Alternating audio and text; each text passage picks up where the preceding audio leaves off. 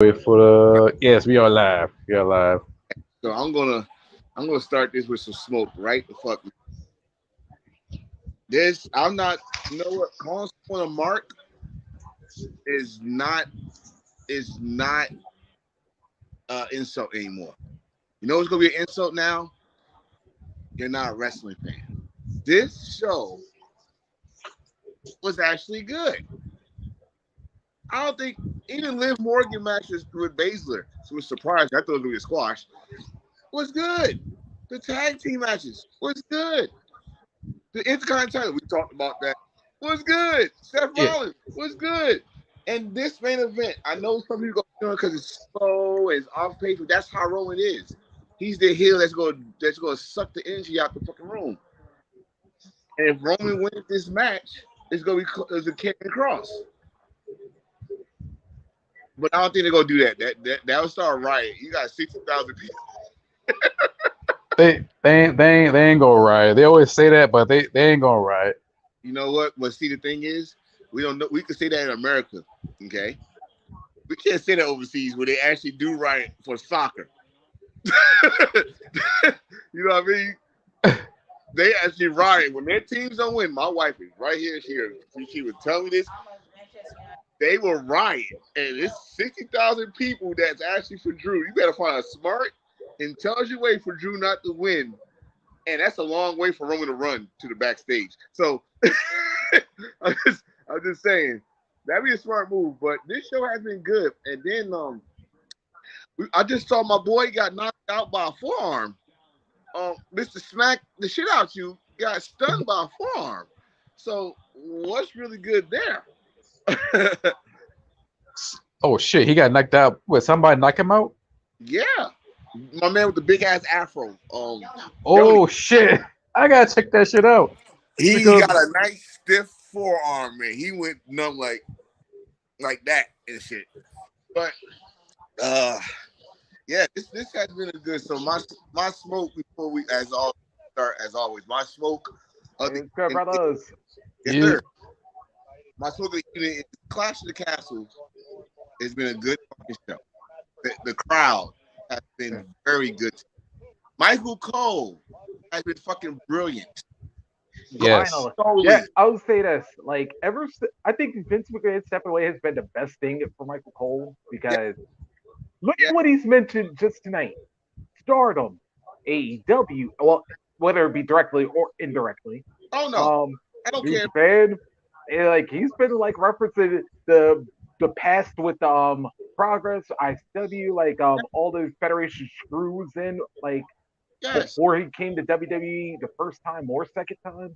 but remember this. Remember what Triple H had to tell people that's a sign. What you did before you could eat don't matter. Oh, now it's naming everything. We named Oscar Heroes fucking faction that they had on. Triple Tails. Yeah. hmm We brought up Drew McIntyre. They brought out Broken out. So I Oh, got I heard the rumor for that. I'm like, oh, if y'all do not play that damn song today, I'm going to. I was gonna channel my thirsty Jack for that one, but oh man. but thankfully WWE came through. They It put it did. on Dom. They Yes. trigger. Oh, Oh Imperium boy. coming back. I said on the group. I said them niggas are back. I was Yep. so happy they brought my boy Yeah, for Vinci. Yeah, yep. They brought him back. I hope all three of them could kick some ass at SmackDown. Now I'm really looking forward to SmackDown now. But Well, actually, you know what? There would be one thing that would make this better. what's that? Alexander Wolf. Yep. If not Wolf, then Thatcher. I don't know what like either one's stature because remember, He's in Noah. Yeah, he's yeah. Oh yeah. Big But- Damo. but the thing is, right? They they did everything that you have something to talk about. And now we might have a faction war because that's the innovation that we got at the end of that match. Possibly I still say one of his best matches here. That Yep. was famous, that was a former WWE champion, former King of the Ring, a former United States champion. That was a great match. And then you got Matt Riddle and Seth Rollins match that I think Reese, you was on the chat. You saw it. One of the guys, that match should have been before the tag match because the cool down match. Roman about to tell Carter to acknowledge him. Yeah, I disagree with that. Reason why I disagree with that because this is so good. What was a cool down match? Because there aren't none. Liv and Shayna, if you had to pick one. If anything was a cool down match, I would have said put the SmackDown women's title match because no one expected it to be that good in the first place. Yep. So put that in maybe, but that was a good match, and honestly, a much needed match for Liv. Right, but for Seth Rollins match going for the main event, guess what that means? The main event better show up. Y'all better put your best foot effort because you need to do that. You honestly the cool down match, that's so ruthless aggression era. We're not even about that right now. You need a match that's going to say, hey, follow that.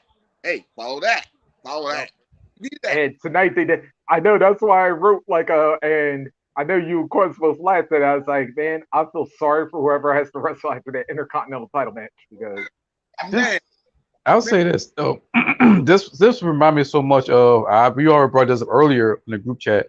It's like SummerSlam '92, or One Night Stand UK when Shawn Michaels won the European title, Insurrection and Rebellion, and if you want to throw in one more, it's kind of like a sprinkle of Takeover, NXT Takeover.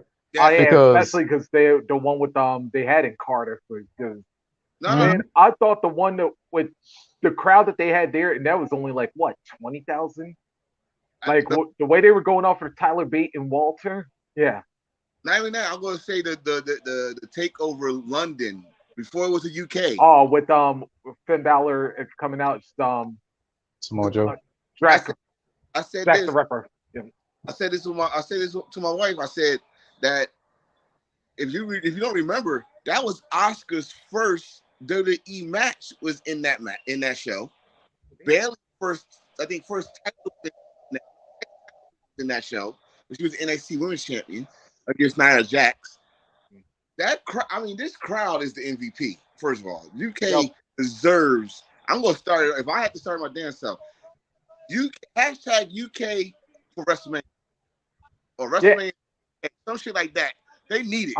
I forgot what I saw and who was walking out, but right in the entryway, I actually saw somebody with a sign with WrestleMania in the UK or something. I think I saw it mostly with. I definitely saw it with Drew. I think I might have also seen it with either Edge or Seth Rollins entrances, but I know I saw it twice. If you watched when some of the guys were making their entrances. Speaking of Edge came out with a fucking hat. That was nice. It reminded me of El Legredo from Defiant Wrestling, where you rock that mask.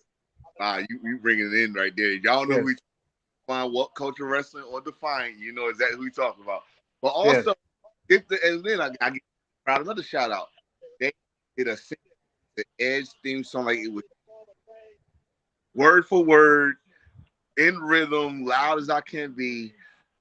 I mean, the show itself, bad match. I totally disagree with that one. This was a good. This main event is as a supposed to. I'm sorry, supposed to go this pace. It's not supposed to go fast paced. And the UK crowds they're definitely a crowd that loves pacing because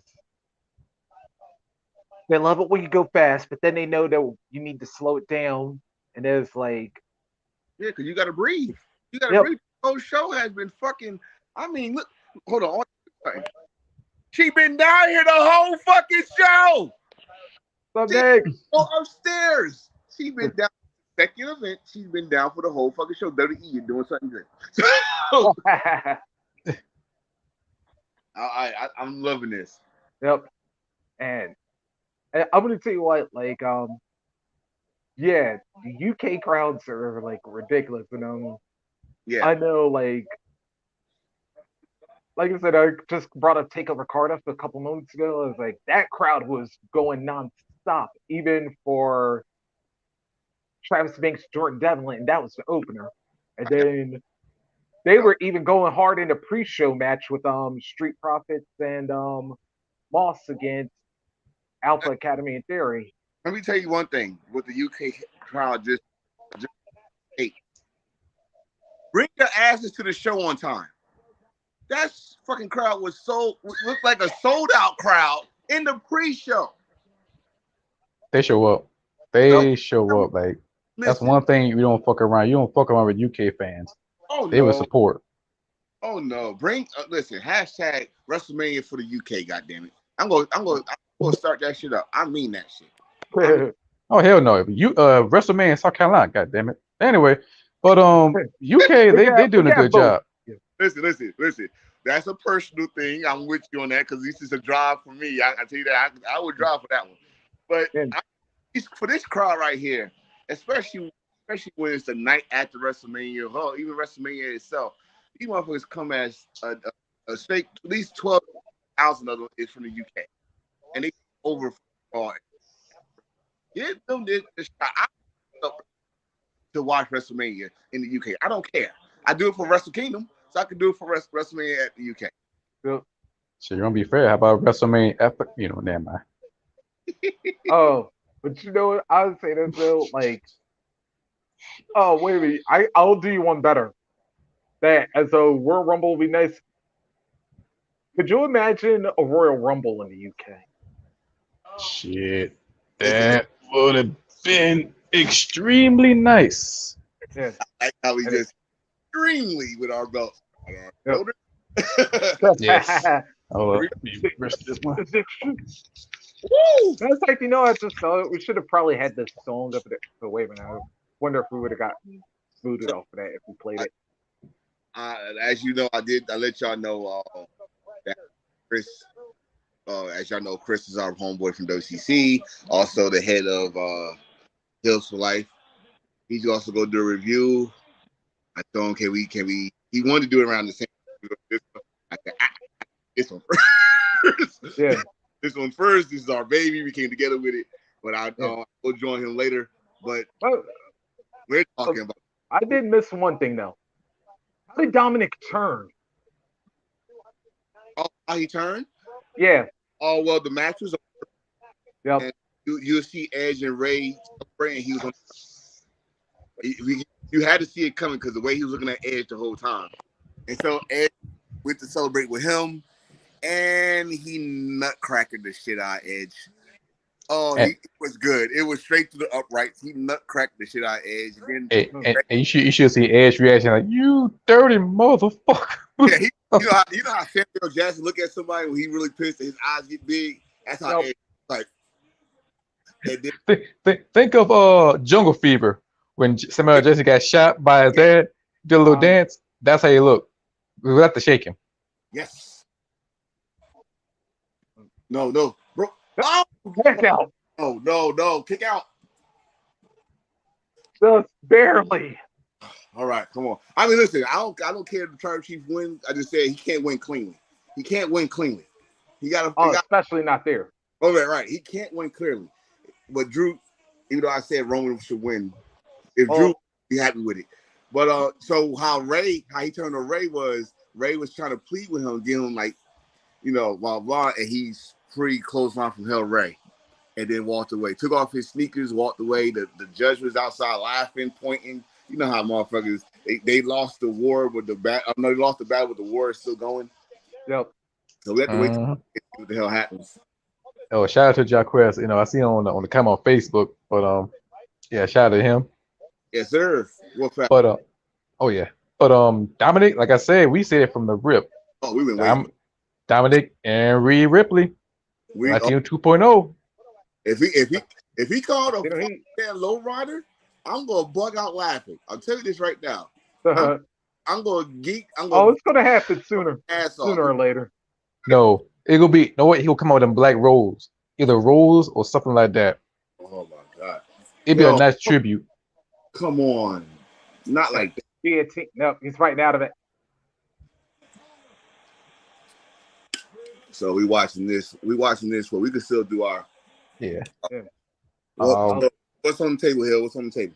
So pretty much we're going to talk about the WWE and Amazon teaming up try to take down the counterfeit. Of course, ECW.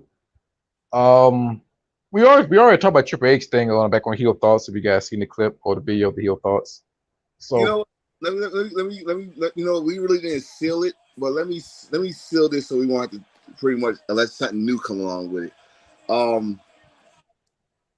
We talk about his interview. I just watched the whole interview. Yes, I did watch the whole entire thing, and it's a good interview. It's just that line that we was really mad about. That line when he said they beat our developmental. Good for them. You're right. On a point, you're right. But we have not forgotten. This is why I say technology today could be a curse. Be a curse for anybody that forget that this shit was on fucking. You know, it's on recorded. You called a percent company. Third brand. Yes, 2019 and 2020. So, but he's right on that part. Yeah, y'all did beat NXT, but your numbers are nowhere near the SmackDown Raw. Granted, it's true. But y'all, it's not like y'all wrestling the same fucking day. It's not like AEW is on Monday or Dynamite is on Friday at the same time. So, son of a bitch. Oh, come on, Drew. Oh, no! 1, 2. Yes! I'm sorry, I'm getting emotional because I really want Roman to win, but I want Drew. I want that field goal moment. Wait a minute. My shit's delayed as hell. I just thought of something. Sorry, bro. Hey, it's fine. Shit, solo. Anyway, So back to the Triple H thing. I'm praying that what I said before SummerSlam don't wind up happening. What? Roll up sunset? No, because remember I just said something about the pre-show. Oh God, no! You don't think? Oh, Austin Theories. Yep. I don't know. Holy shit, he wouldn't. No, because remember, I even said it even before SummerSlam. I said that's why. We did say something like that. He will cash it in. Bumbuckler. Because they did talk about take the belt off him, but don't know how. Oh shit, we did say that shit. I totally forgot we said that shit, right? That's why I said he wouldn't cash in at SummerSlam. If he don't cash in at SummerSlam, he will cash in at Clash at Castle. If you don't do that, WrestleMania, bro. If they do this, ooh. Oh no. The rest we will be talking for a long time on that decision. And plus, they would talk about it. They would talk about how they go take the title off of him, and also they want to take the title, either WWE Championship or the Universal title. Roman. Oh shit! But he knocked out Rollins. Oh, here comes Cross. Here we go. So Reese is ahead of me, and I'm ahead of Hill. All right, that's fine. I'm okay. That's fine with me. Oh, God. Oh shit! Here comes Theory. You motherfucker! You piece of shit! You know, no sooner than we say it. He better not. He gonna win. That I mean, genius on his part, but damn. Wait a minute, who just said Tyson Fury just knocked him out? No. Yes.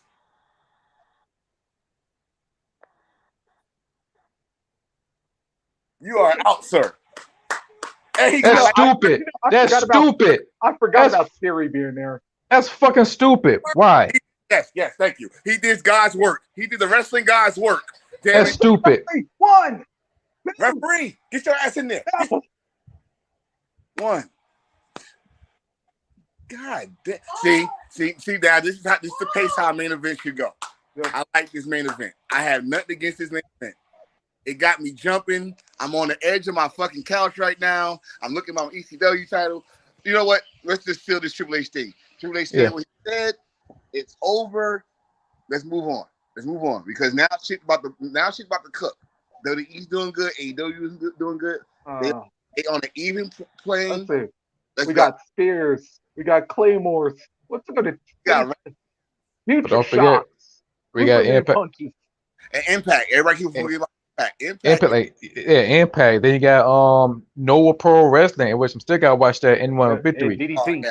Of course, like, come on now. Don't think WWE and AEW are two big dogs now. Don't think about that shit now. They are.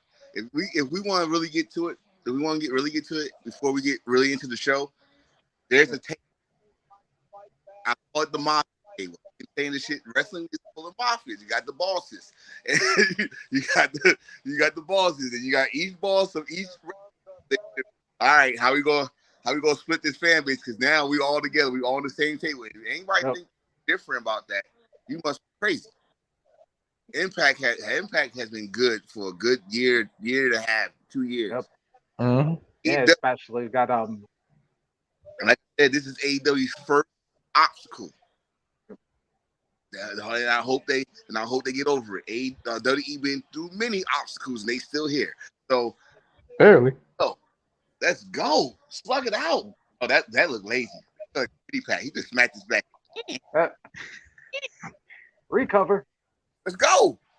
I called that 30 minutes ago. Okay, I don't know. But Theory is still out there. Oh. Theory is still out there. And so is Karen.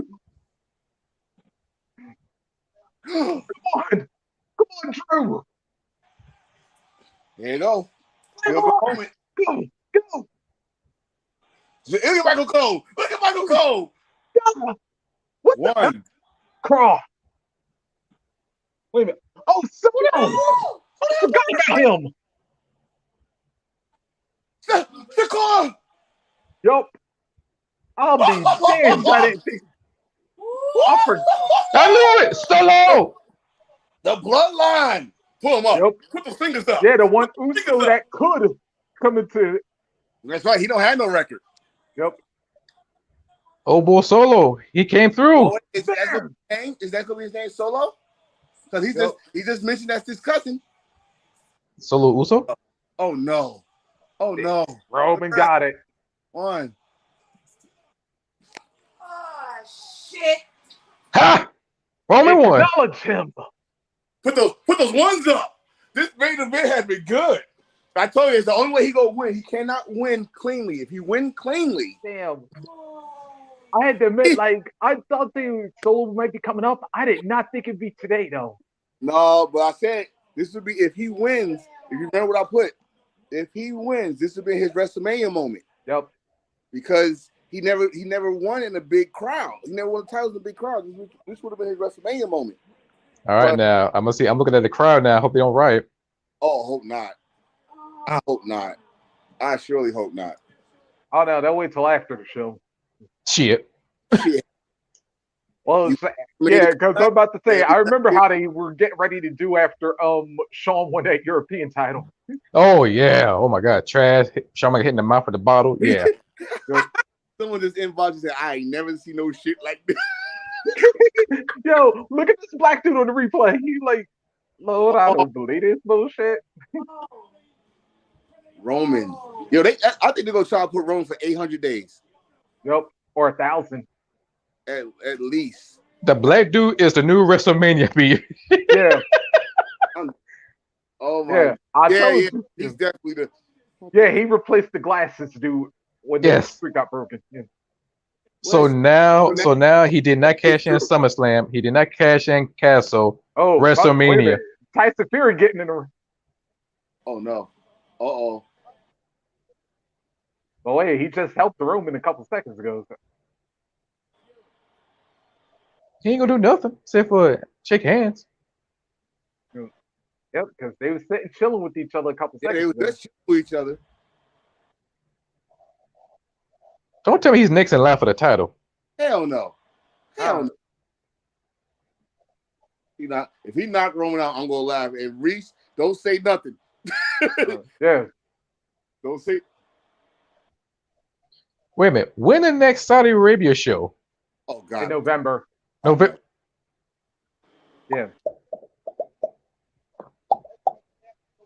Yeah, that's your new number contendership.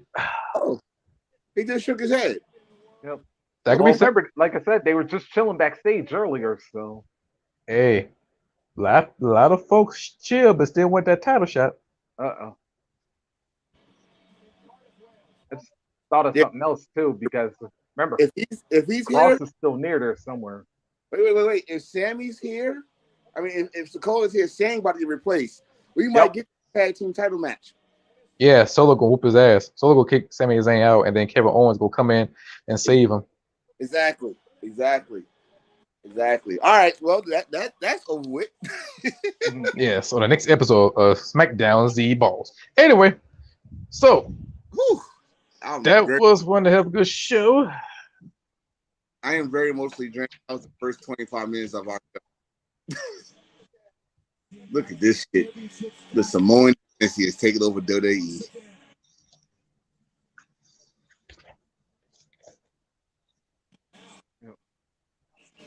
The Samoan dynasty has taken over. Mm-mm-mm. Okay, so Tyson. Yeah. Oh, Why do I got a feeling Tyson about to knock Drew out? I heard AEW chant. Someone just AEW chant No. at the. AEW. AEW. If he knocks him out,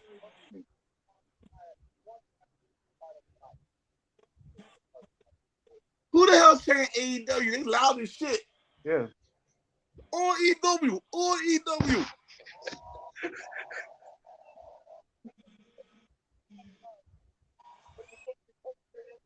Oh man.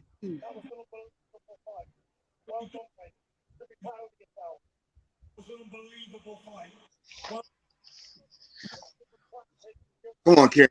Interrupt this. Mhm.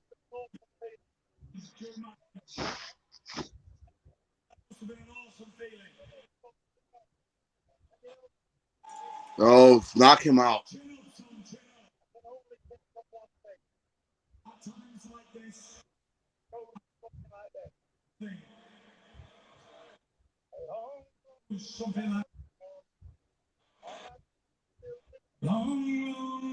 Oh no.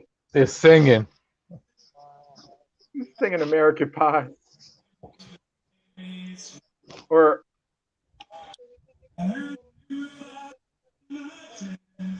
What the fuck? He can't get a record deal? But that's WWE, isn't it? Yep.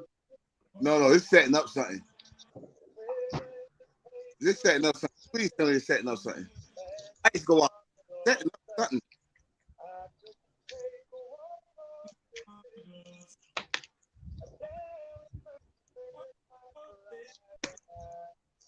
Could be Bray Wyatt. Yeah. Or wait a minute. Or maybe this would be the way Dante Wilder finally knocks out Fury. No, I'm just kidding. To this day. They singing along with him. Yep. Why? That's my question. You gotta give something for a feel good moment. No, the fuck it don't. You lost.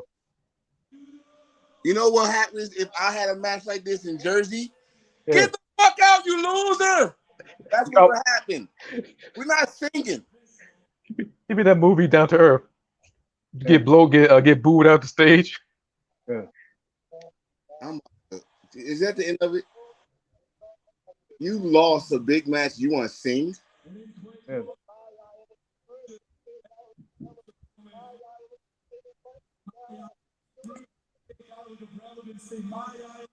Oh yeah, they gotta. Wait a minute, ain't this usually the stuff that happens off the camera, like at the end of a show? Well, after 30 years, you want to hold every footage. So you know, 30 years ago, it's a long time. Yeah. You notice something though? You know something? I just caught something out. What? They introduced the last main event, which was Bret Hart and British Bridge Bulldog. Yep. And they said Bridge Bulldog family, but we never saw a Bridge Bulldog family. That's right. Correct. All right, let's. Oh no. How you gonna party? That's sweet Caroline, Lord. But yeah, because I was thinking of something because I was like,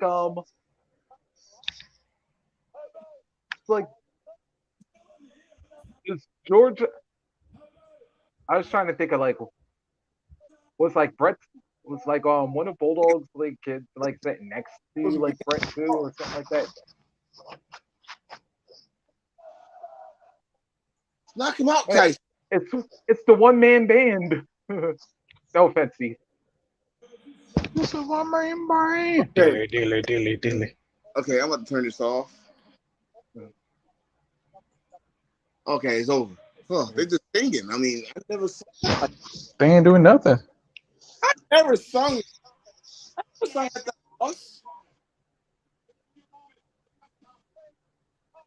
Y'all doing a press conference? No hostile. Okay. Ray. Yeah, good night. All right. Our show. Ladies and gentlemen, this is extreme. Yes. If you know it's my nickname, you know where I got it from. Yeah, they're the triple threat themselves. And since there's three of us on here, we might as well call us the triple threat here. Yeah. Make my way to my studio. But which version are we gonna be though? Gonna be the OGs like Benoit Malenko. We're gonna be Candido and Bam Bam. I'm gonna say the most dominant, which was Shane, Chris Benoit, Dean Malenko. Right. They had all the belts. All the belts. So, yeah. My journey to my studio. I'm here. So we enjoyed that show. I could say that. Did not like the ending, but we enjoyed the show. Mm-hmm. But let me fix this here. Got my belt. But that WWE thing is over. Yep. In one, I gotta watch later on tonight. But yes. you can tell me who won. I don't care. So far, I see some of the matches, but I might come back and watch that again. Yeah. But yes, we're talking about ECW, and also this is our 10th episode. So hopefully everybody just stay tuned, and people who support us, thank you. To people who share our video, thank you. Now people who didn't watch us and didn't support us, fuck you. But anyway, like I was saying though, thank you for your support. To Jack Fashion. Yes. I wouldn't say fuck you. I say you just don't know what you're missing. You'll find out. Yes. You'll find out in time. Yes, we the best, goddammit. But anyway, since we got our ECW title on our shoulder, he got the blue one, I got the red one. You know the history. When we talk about ECW, it's a deep-rooted history of one of the greatest organization of all time. You know, ECW came through the NWA at the time, called the Eastern Championship Wrestling, until Shane Douglas got the NWA title and threw that down, till everybody kissed his ass, turned to Extreme Championship Wrestling, and then it started rolling from 1993 or 4 through all the way up to 2001. I mean, they're going through a lot of changes. I mean changes. I mean, the characters, the matches, the rings. I mean, the logos, the people who was a day one, like the Straw Hat guys. Yes, the network. I mean, going through ups and downs.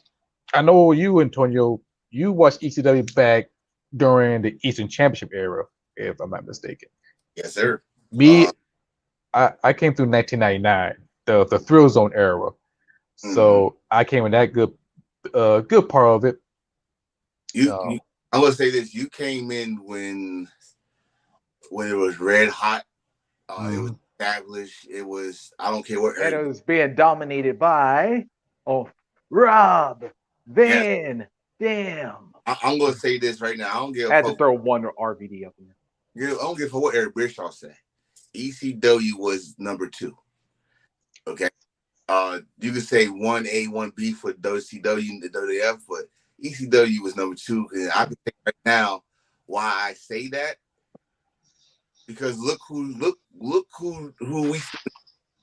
we don't chant WCW.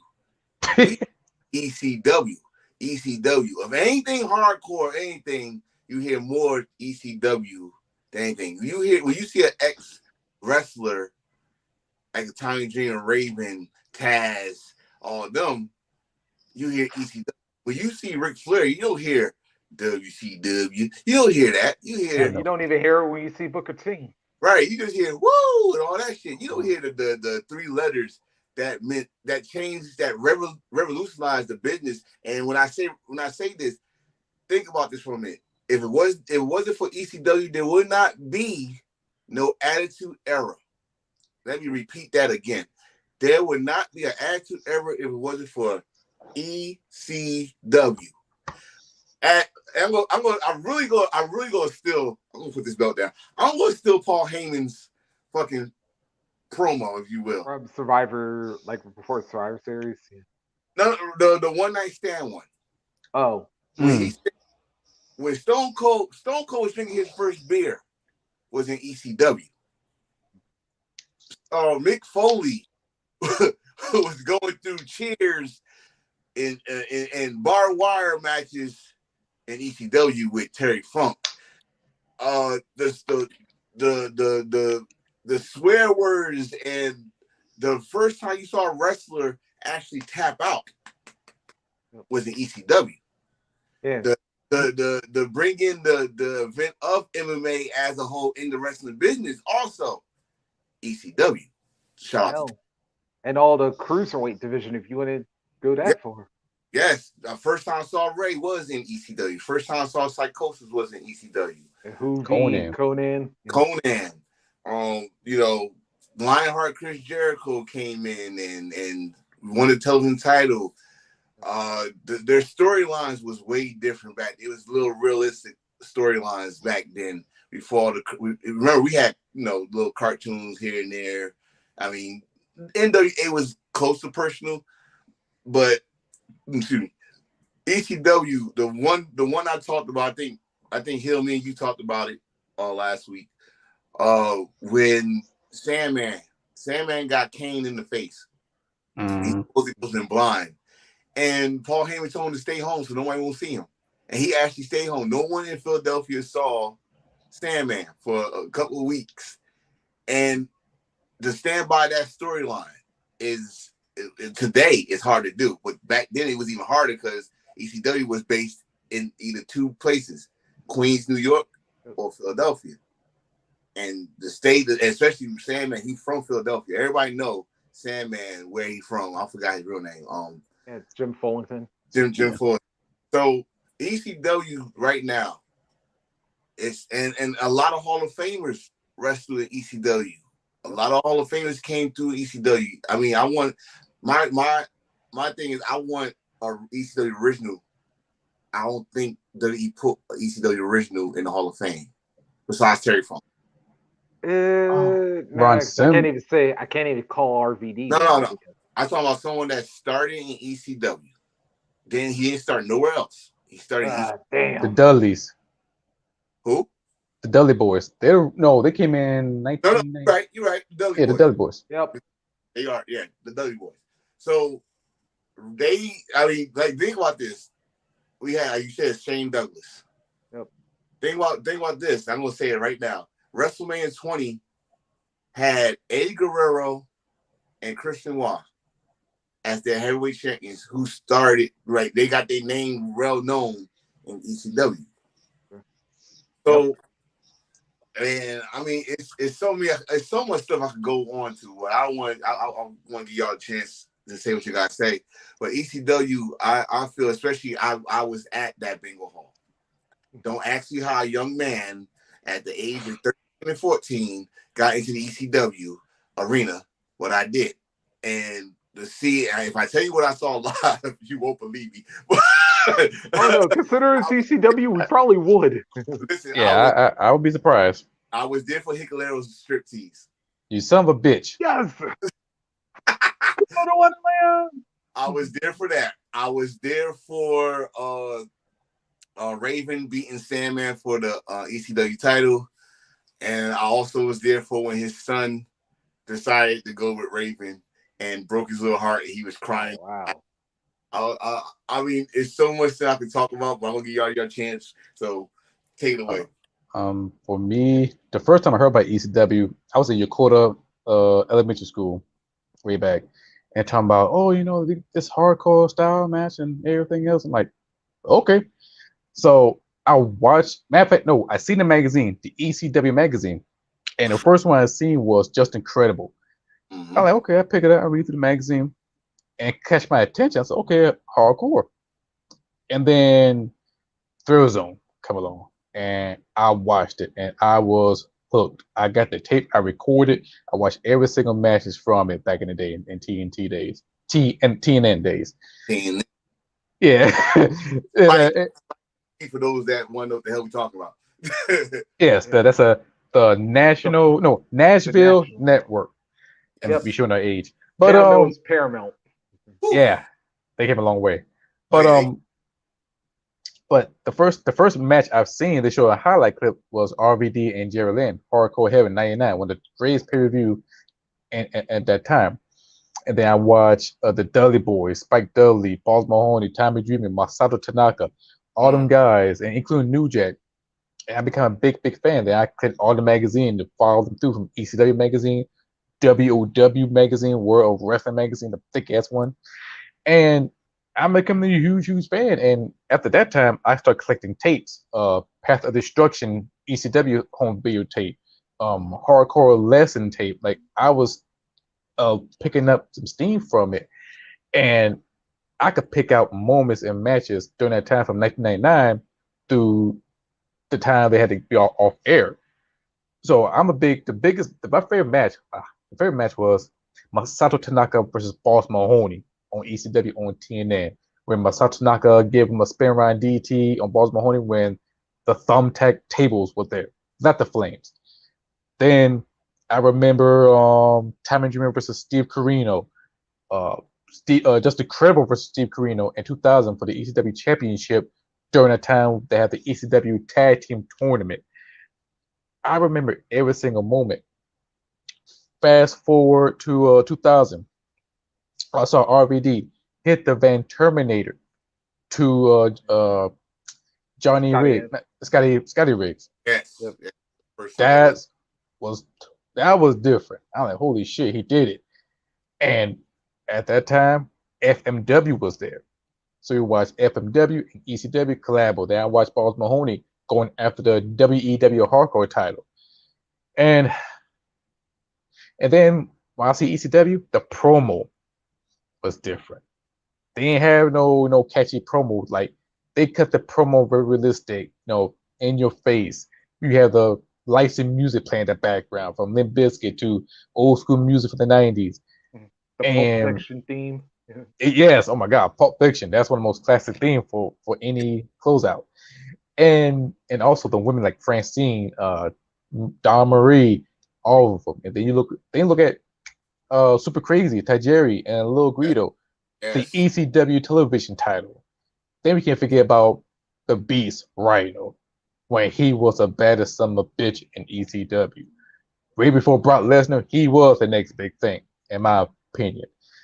And then, there's a lot. And of course, and then you fast forward. Then we got the WWE Network. I'll start watching 98, then 97, 96. I watched all this shit, and I'll start catching up. And I would say this: the most year I ever watched to this day is 98 and 99, because that was like the Chicago Bulls of ECW, because that was a great year for ECW. Like Taz, Al Snow, Shane Douglas, just incredible. When we start coming up the ranks, we start seeing Jazz, we start seeing FBI start coming together. We start seeing all these guys, and hell, Mike Awesome, Sabu, the FTW Championship, the round plated one, not the Eagle Wing title. That one, I love that one though, because it was pretty much the television title, the original television title that Taz was. And he just changed the leather and put FTW on it. And I'm like, damn, that's like the damn Dirty F title. It was. It was. And not only that, of course, the matches. I can bring all the kind of matches, but one thing I will say, I always defend ECW. I call some of the wrestlers legends, like the Sandman. He's a legend. Just incredible. He's a legend. Shit. Hell, Impact Player, they're a legend. Shane Douglas, the FBI, New Jack, Kid Cash, Tony Maluk, the one who took all them damn big ass hits. I call him a legend. The Sinister Minister, that's a fucking legend. The Francine, the best manager of all time, the GOAT. Bill Alfonso, he's on the GOAT manager. Even Raven, yes, I said. Michael Awesome, Masato Tanaka, all these guys are, of course, all these guys are legends. And I'm a fan to the T, and still got this bad boy, always got this bad boy. And on my off days, while I'm not right down for the next podcast or anything else, I'll just turn on the Peacock, watch ECW, and watch like either 98 on East Hardcore TV, or watch old school pay-per-views like November to Remember, Hardcore Heaven, Anarchy Rules, all them classic pay-per-views. Living Dangerously. Oh yeah, Living Dangerously, and those are ECW I remember. Not that bullshit WWE ECW we all see. We will not speak of that in this show. except for CM Punk, I would give him a pass. I don't want to speak of that either. I don't want to speak of nothing, especially him right now. His moment is tomorrow. We talking about. Oh yes, okay. Yeah, we could cover that too, but it's like we're talking about the pretty much the red out of wrestling, because remember around that time it was only about WWF and WCW. Look where we at now. But but when ECW came, like I think it to me, like it changed where the fan base was going. It was something different. Which, like I said, again, I'm going to repeat myself all the time because I'm like a recycler bin my damn self. But wrestling's a recycling bin, and like WCW had to steal the NWO idea from New Japan, and WWF stole the Attitude Era. Like they did everything that you saw on Raw around 97 to 99 was directly from ECW. Only thing different is they knew how to tone it down enough where it could be on national stage TV, because ECW was at that time was syndicated, and if you were from New York, New Jersey, or Pennsylvania, you knew exactly what time to watch it. You knew exactly on what channel to get on. It was on 3 different channels. It was on your local cable. It was on Madison Square Garden, or for me, it was on channel 31. Yeah, because I know, like they were, like in Philly, it was in GTW 48, Comcast Sports Network, Philly. Right. Yeah. Right. So it was like you had to, like, you really, this is where you prove that you are a fan. You knew exactly when they will come on and all that stuff. And like you just said, like their product was built for it. Especially if you said you're a hardcore wrestling fan. Not like saying, oh, I watched every show. I mean, no, hardcore. Like you want the blood, the guts, all that shit, blah, blah. Mm-hmm. And that's another thing. ECW was not just that, even though it's remembered for it, because they had some great technical wrestlers like Dean Malenko, Chris Benoit, Eddie Guerrero, Vance Storm. Yep. Some great scientific wrestling too. Jerry Lynn, the former ECW champ. Guido. Guido. We just talked about one of the best 3-way dances. Not correct, ladies and gentlemen. 3-way dances was elimination style match. Yep. And shout out Public Enemy for that one. Shout out Public Enemy. Public Enemy too. I gotta say it because that's how they said it. 2 white boys from South Philly. Come on. If you're an ECW fan, you won't be offended by what I just said. So and pit bulls. We can't forget about the pit bulls. Eliminators. Pit bulls who Francine debuted with. Yep. Yes.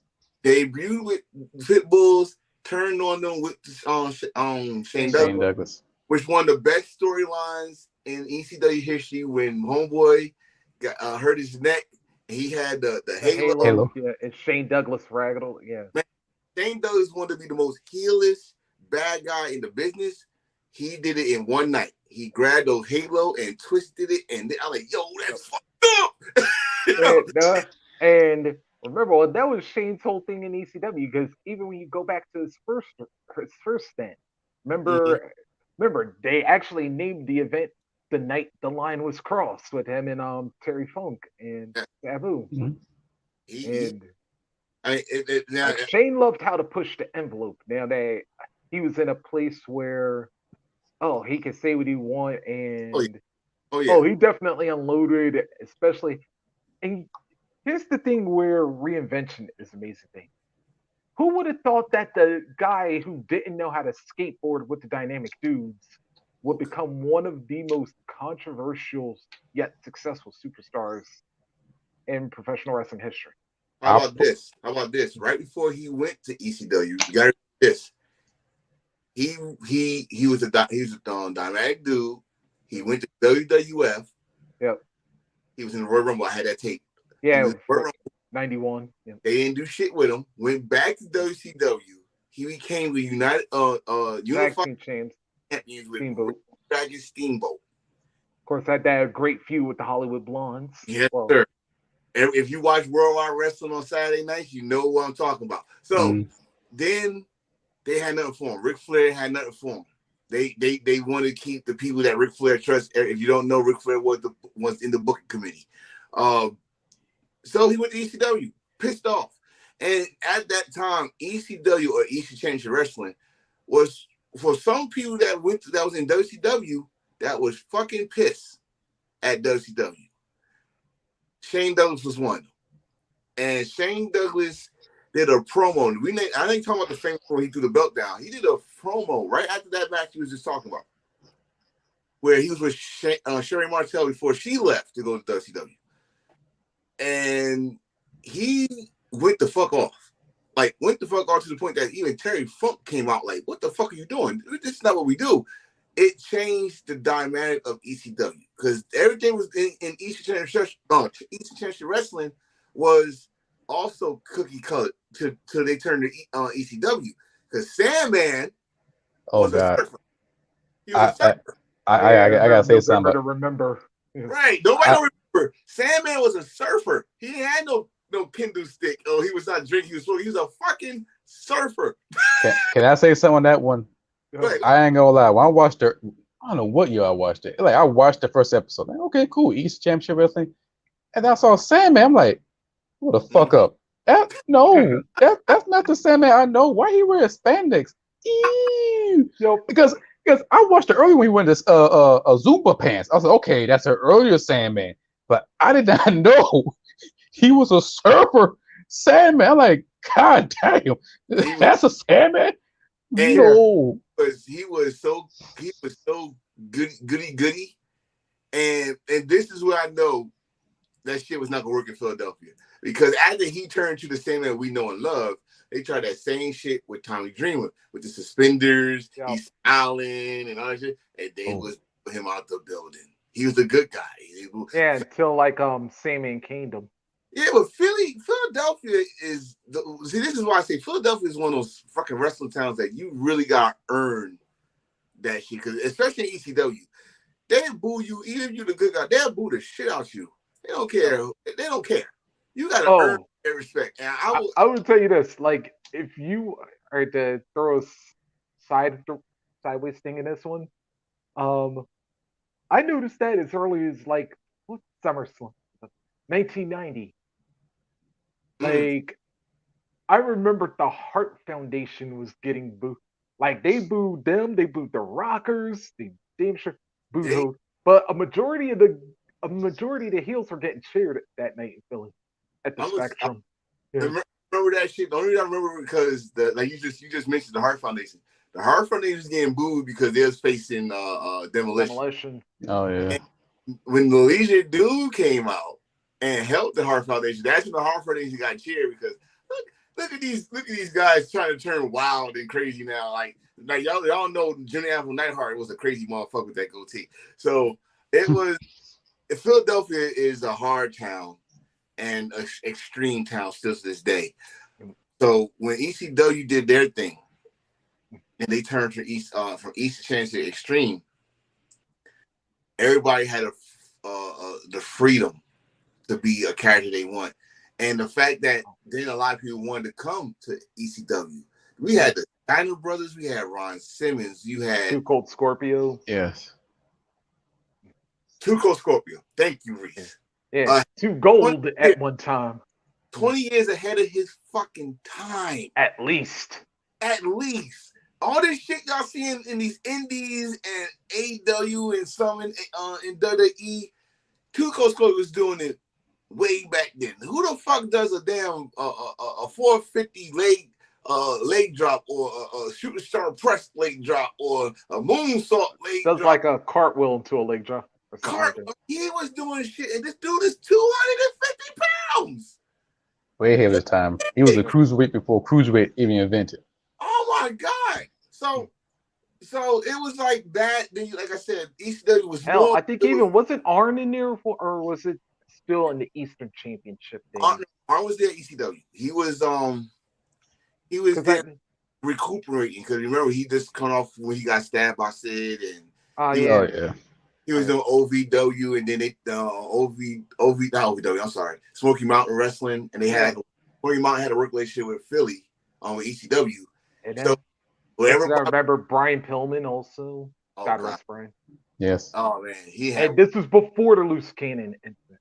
No. This was loose cannon. Remember, because that's what like. Is he doing WCW and ECW at the same time? They didn't know he got fired. He's talking.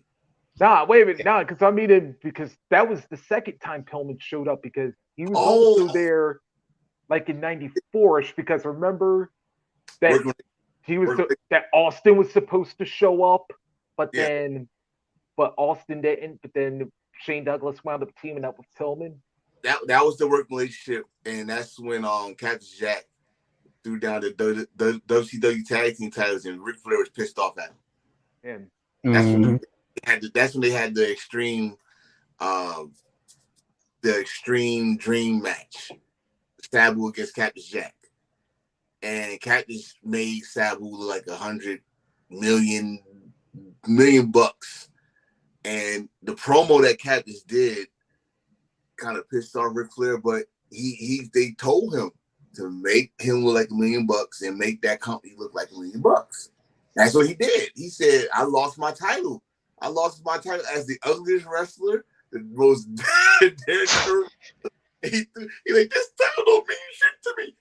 And spit, and then I'm like, yo, But that's another thing about ECW. Their promos was different. Yep. Their promos was in the dark zone. I mean, if I turn off my light right now, this is an ECW promo right here.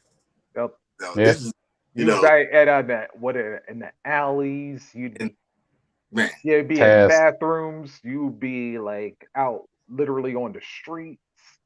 So since I brought it up, I'm gonna give you my top 5 promos of ECW, and I want to see if y'all got what y'all got. My top 5 is of course Raven in the playground with the swing. He lost his favorite toy, but he's talking about Tommy Dreamer in the summer camp. I think any one of Taz promos when he had the towel over his head in the dark. Anyone. Tommy Dreamer, when he always had it was in the dark, he lit the light and he started talking, then he covered it with his hand. I can't pick one. Kane Stewie, Cactus Jack. And my top one is Stone Cold. Oh, like when which one was when he came in the ladder or? No, the one where he pretty much like explained his hatred for WCW. He used Dusty voice and. Oh yeah. Hold on, baby. When he was in the backstage. Okay, I got it. Yeah, he was going off and stuff. So those are my top 5. That I mean, like some of them you can't just pick one. That's why I said all of them because it's sometimes it was just the same. I do got honorable mention though. My honorable mention is Paul Heyman. Paul Heyman's promo to the network. Oh, that's the one he got blocked out, and you try to hear what he's saying. Yeah, I know you're talking about. Yep. He went off. Yeah, they did not like TNN. Oh no. Oh man. He didn't like. What's your top 5? Damn, there's so many. My top 5. My 5. It would have to be Joe Gertner. Pretty much any Joe Gertner promo or opening. That's especially top them 5. damn openings he did. Yeah. that's a tricky one for me because I wouldn't count as a promo. I call them as intros because when he starts the show and when he say you're quintessential muffin, it's a done deal after that because whatever he says. Any one of them, I put top 5. Yeah, okay. Number 4,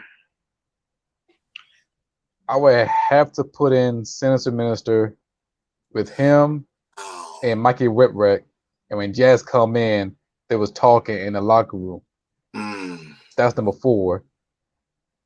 Number 3, Bully Ray Heatwave, 98, I think. The mom teaching her daughter how to suck dick. Yeah. Number 2, New Jack in 2000 when you start threatening everybody. He got that big ass Wolverine claw.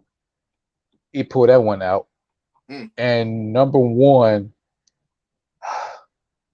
just incredible when he beat the shit out of Tommy Dreamer, throw them tag team titles on the ground. That was number 1. Honorable mention, of course, the originator Shane Douglas when he threw down the NWA World Championship. Yeah. Golly, I try to think. RVD with Sabu when he tried to overshine Sabu because he got the TV title, the tag team title. That one. Don Marie and Lance Storm. Yeah. Oh yeah, she was what's her name? Tammy Lynn Bitch. Tammy Lynn Bitch. Yeah. And Taz unveiling the FTW title. You know what? Oh Lord. Like I said, Taz. Y'all gave me some hard ones to follow up. Hey, I thought this would be easier than saying what was your favorite match because honestly, that's hard to me when it comes to ECW. That's very hard because I love ECW. I thought this would be easy for y'all. Yeah. Nah. Okay. Well, my honorable mention would be. All right. Even though I know we said we weren't going to bring that up, I'm going to say the Heyman promo that he did at the first One Night Stand because I still crack up when he said, yo, JBL, when he told JBL the only reason that he was WWE champion for a year is because Triple H ain't want to work Tuesdays. You know what? I'm going to count that one because it was not WWE ECW yet. So, yeah. Okay. Yeah. That's a good one. All right. But my top 5, I'm going to combine this one because it was actually a double promo. 5, Dudley's trying to punk Public Enemy out, but then Public Enemy wound up returning after I think it was House Party 99, I think it was. Yeah. All right. That was number 5. 4, RVD when he finally lost a match after 2 years something. Because we never saw RVD Ned, so I was like, that one stuck out to me. And and that's what I think. I think he also threatened the Van Terminator in that same promo. So. He's like and now. So all right, that's it. 3. 3. It actually brought this one up. Richard's actually leaving Raven. Because I would have thought after all the times he abused, I thought it would have never happened. And when he finally stood up to him, I was like, shit, all right, Stevie. Although kind of canceled because a couple months later he wound up reuniting the WCW only for them to split again. So. But still, that initial thing, that made it. 2, Sabu's return to ECW because after his really, really minor stint in WCW. Because you think you got Taz in there, get ready to choke out Joey Styles, the lights come out. And then you're talking about that one. Yeah. I think you was talking about when Paul Heyman told him to dim the lights, and then the lights came back on Sabu, And Paul Heyman was like, the return of Shabu. You know, he was extra back then. Damn, you know? I was saying. All right, I'm gonna combine that one to one moment then, because even though they're kind of the same. But of course, number one, gotta throw the franchise in there because that moment was the birth of ECW becoming extreme.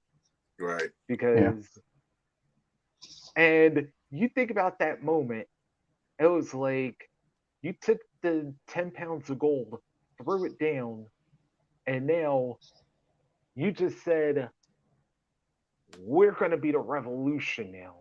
Mm-hmm. Yeah, no pun intended to his WCW group. But, yeah. And you think about all the stuff that's happened over the course of ECW's history. It was like, could you imagine that promo go, oh, damn it. Wait, can I actually switch one of them? Yeah, God damn it. I'm going to switch the Raven one. Because I just remembered this one since I brought up Shane Douglas. When Ravishing Rick Rude showed up when he had the mask on and said, it's a new year, Shane Douglas, and I want to fuck with the franchise. That's what's going to be my next thing, because ECW, everybody remember ECW for this and that, but like I said, you don't know how many Hall of Famers walk through ECW, and Ravishing Rick Rude is one of them. Like we knew he couldn't wrestle no more because he got back in his back, and still had power. And the fact that he's the only person that we could say within the same week was on ECW TV, WWF, and WCW, all the same, even though WCW and WWF was the same night. But when you aired the ECW show, he was also on ECW. So he's the only one that did that. I already named like most of them: Cactus Jack, Terry Funk, but everybody forget that Terry Bam Bam Gordy was in ECW. Yeah, with Dr. Death. Scott Hall. Dr. Death. Scott Hall. Yep.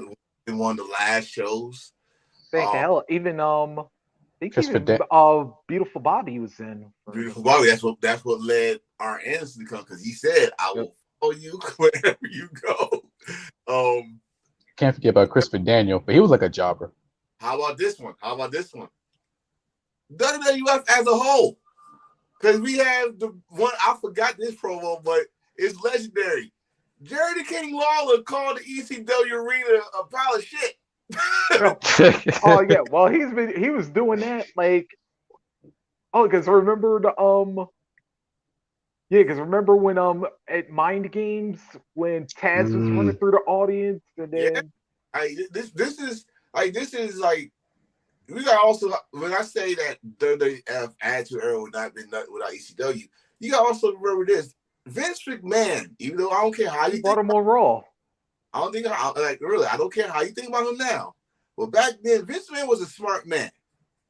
And you in Philadelphia, you say, ECW, you hijacked his show, he heard you.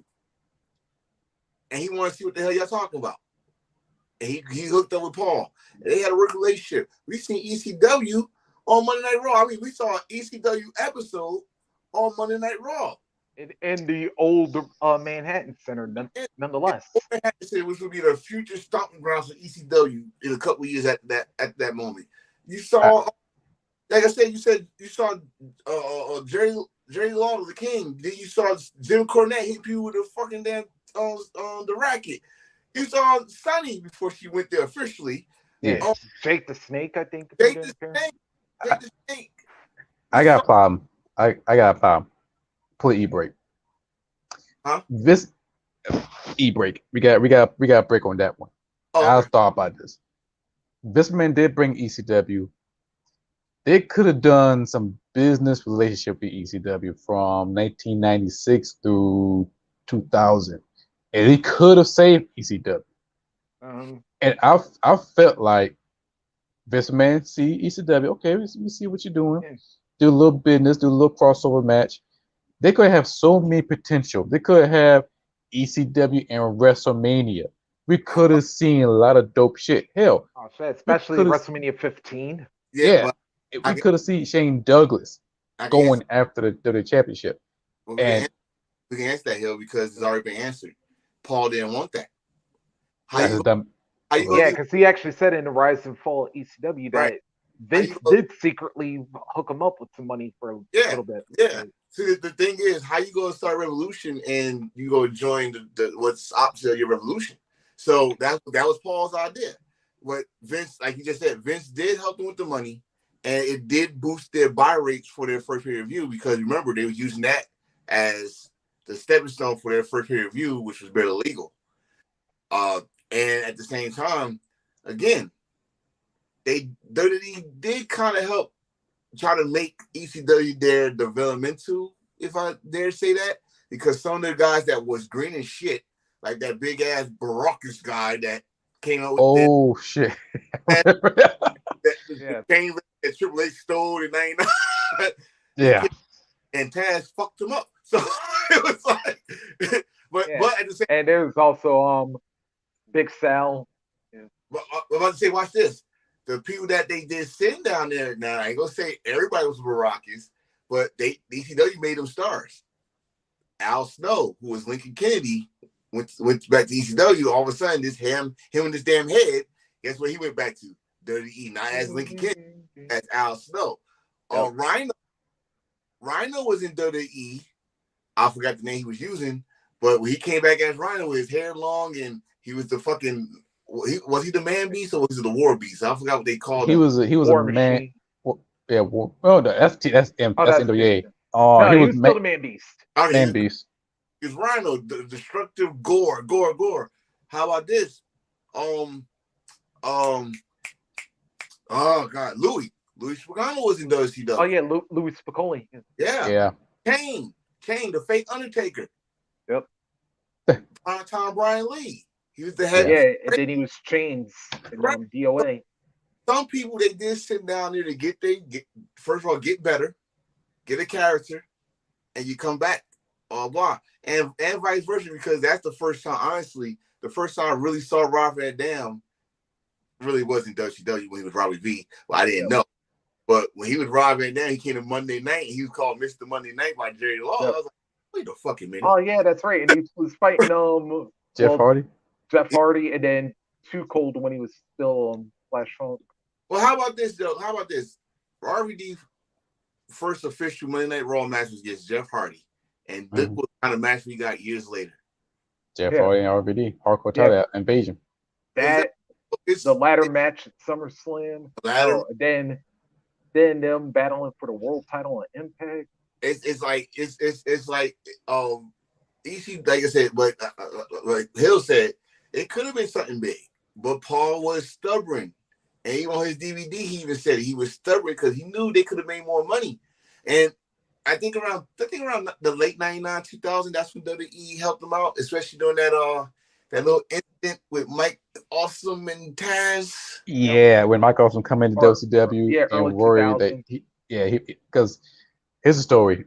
Mike Awesome was the ECW heavyweight champion at the time, and he came to WCW. Judas. And Paul Heyman was worried that he will bring the ECW championship to WCW Nitro and do the Medusa shit. Mm-hmm. So somehow, some way, Paul Heyman called. I guess this man Paul Heyman did bring Taz from WWF, come to ECW, and face Mike Awesome for the ECW championship. On my favorite moment for the title, and Taz beat Mike Awesome. Mm-hmm.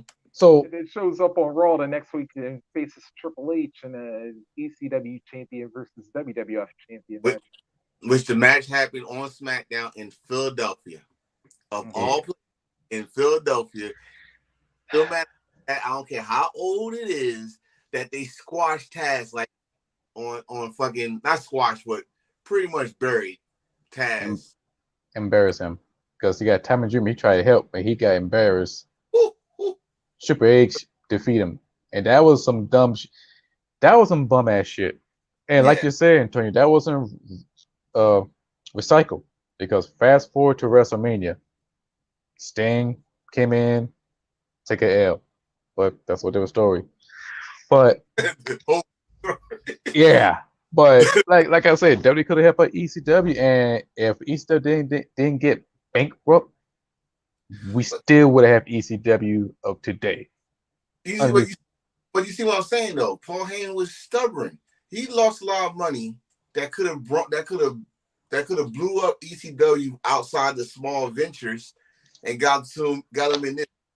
You go. I guess some young dudes out there can go to Wikipedia and say, "Well, it says ECW did get the Master Grind." No, ECW got the freaking Master Grind.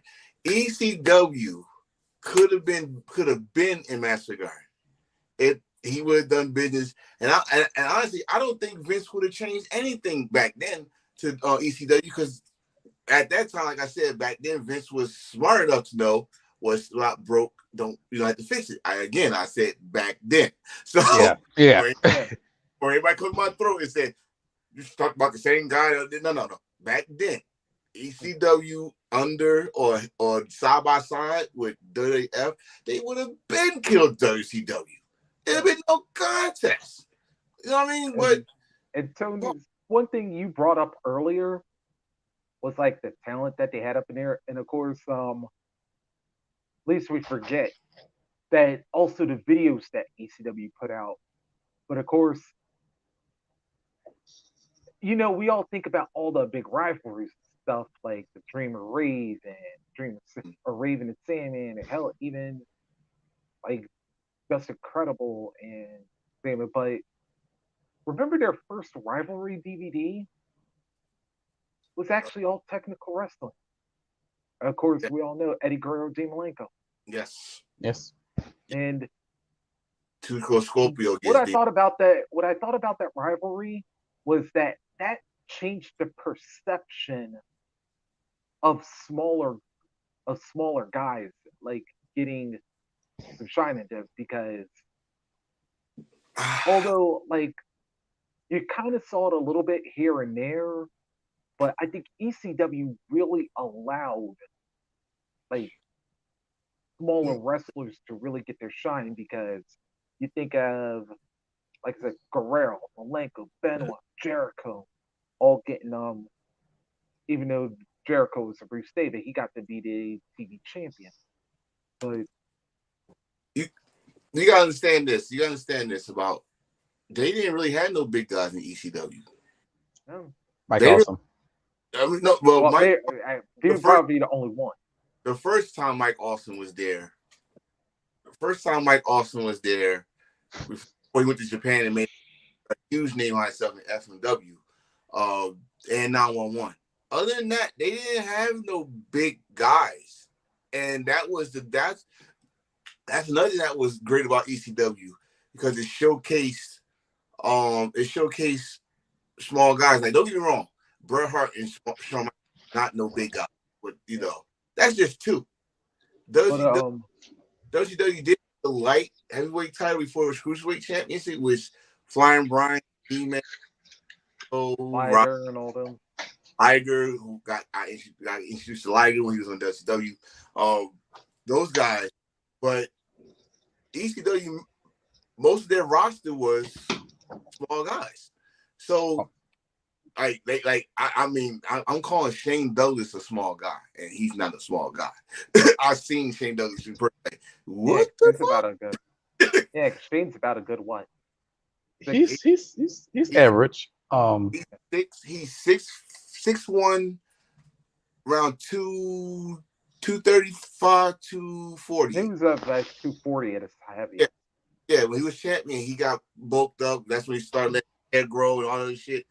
But my thing is this, and brothers, just letting you know, I do got 20 minutes, so we still good. Okay. We still good.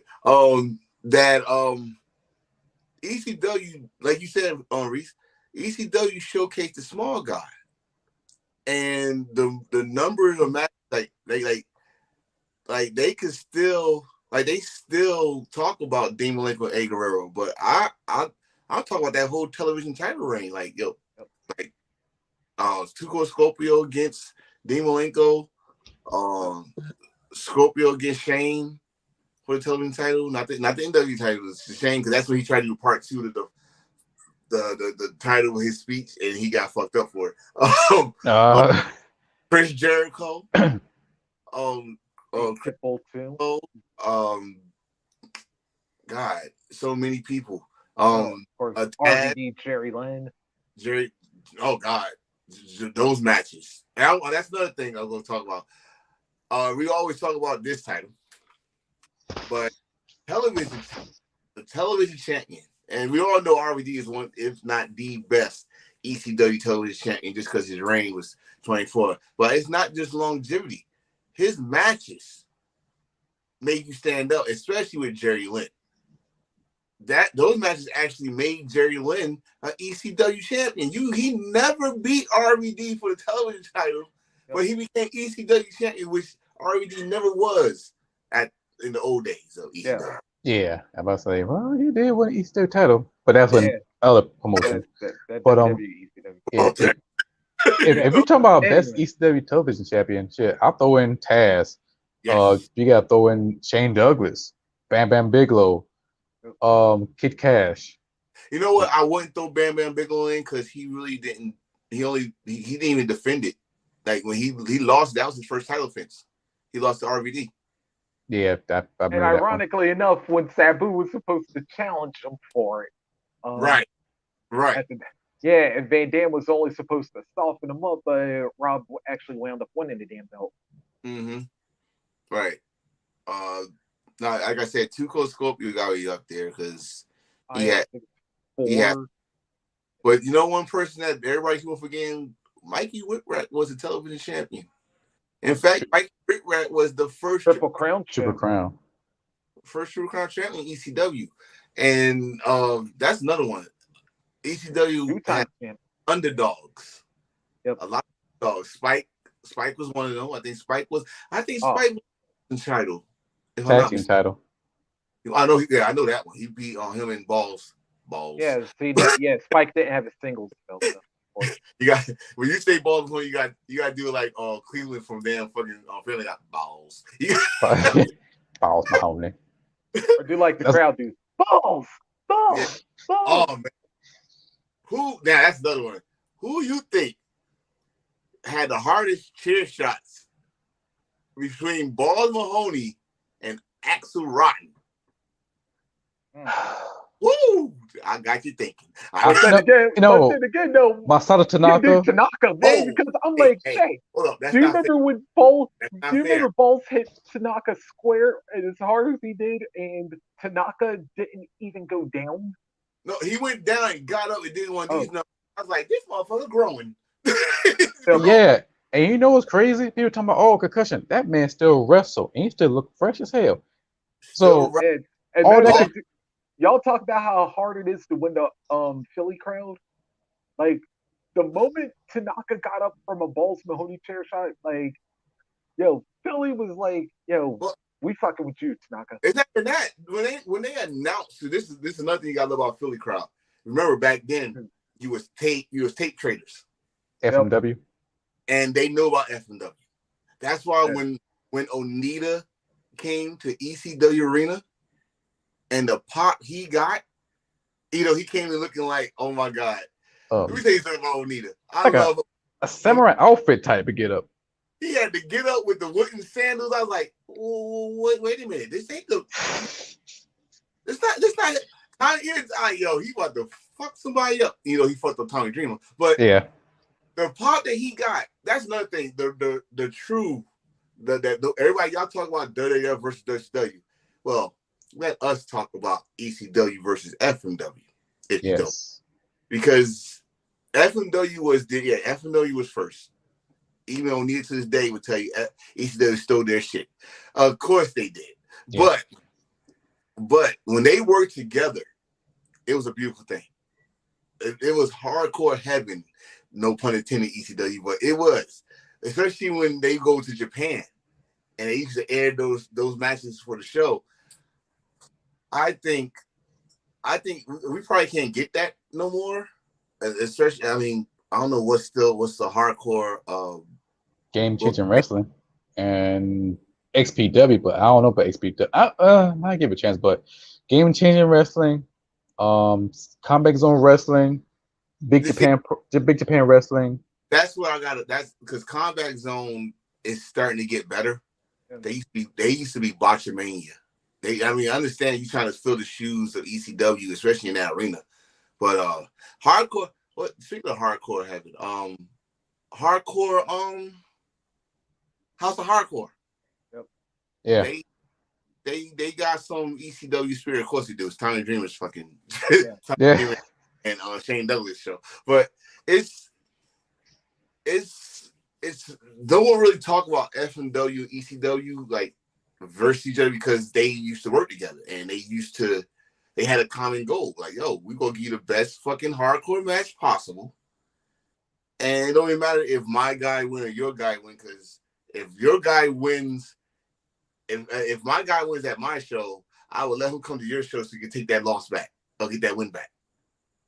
It was cool. That was a good relationship. And you got some fucking good matches. So I don't think you can do that now because everybody's got that knife in their hand looking for what back to go stab it in. But that's a whole different story. Forbidden Door. ECW got, and let me just cut the chase. ECW got so many fucking memories. I already mentioned the ones I saw live. But yes, they did a lot of firsts. And the first thing I'm going to come up with, because the first thing I'm going to come up with is the lesbian scene. Like, they brought in the lesbian scene in wrestling. Or Beulah and Kimona, my bad. Yes. But it was so funny because if you remember Raven's promo, like if you still sign in Asia, they chop your finger off. Or you stole my girl, you know they're gonna chop off. I'm like, oh, we still talk like that. Men watch this show. I used to say, this show, you don't talk like that. But it was all for the story and the fact that we talk about how people do long-term story. One of my favorite moments was when Tommy Dreamer finally beat Raven. Yep. Yes. Well, that was like the ultimate. Well, next to Dreamer finally getting until Justin Cargill screwed it up. But, but it was like next to that was the ultimate ECW moment because it was like, damn, he finally beat Raven, and it was just like that crowd.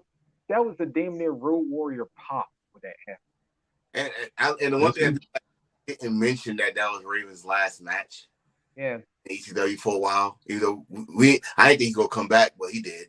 But and not only that, but then he and Tommy Dreamer, Lord, becoming ECW Tag Team Champion. Which who would have thought that would have happened? Right, but you know what? The thing was with that, like when he beat Tommy, when Tommy beat Raven, it's kind of like they swept it on the rug because that's the same night Jerry Lawler and Cornette bust his ball with a racket. So and they really, but he said he had blood. I ain't gonna talk about that. That's disgusting. But he was it's it's a lot of good stories in ECW. We already talked about Tommy Dreamer and Raven. But let's get the tearjerker one out the way. Oh, we got to talk about the King winning the ECW championship. Dude, I don't care. I don't care. I will admit I cried when it happened. That was a loyal thing. Yep. Mm-hmm. One, Terry Funk is a legend. Terry Funk is a former NWA champion. The fact that he came down, and I don't mean to try to do his voice, but when Paul Heyman did it, I say, fuck it, I will go for it. Oh, I can work with him. Oh, give me him. I can work with him. He gave motherfuckers chance. And it's the first pay-per-view. And think about this, they almost lost power. Yes. If that match would have went 10 minutes longer, they'd have lost power. They lost power as soon as he won. As soon as they started celebrating, they lost power. Like, damn. Now, that's luck. That's beautiful luck. And the way he won it, because you had Stevie Richards and Sandman. And that triple threat is in commentary. He's not Tommy Dreamer, your friend at the time to me, your franchise or your loyal, your heart and soul, I should say. of ECW is not even in the show, period. And Tommy Dreamer, and then you got at the Terry Funk won that triple threat match or three-way dance. He had a Raven, and I love what Joey Styles said, Raven's gonna beat Terry Funk like he should have beat his daddy.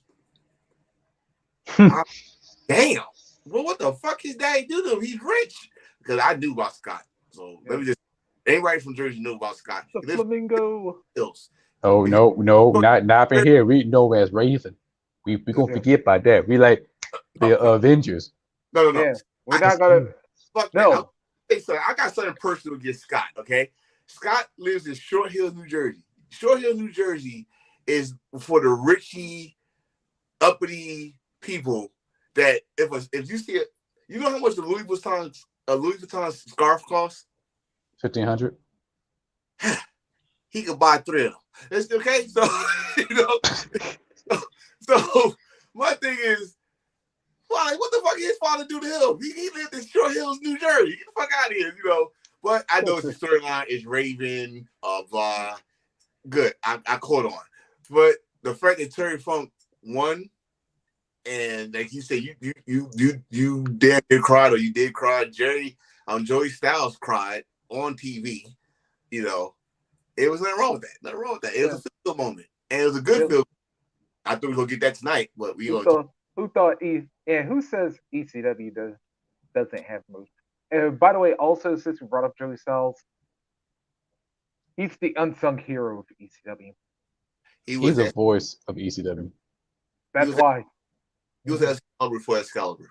He knew all the moves. He knew all the stories. He was Mike Tenay before Mike Tenay. Yes, he was the goddamn learning tree.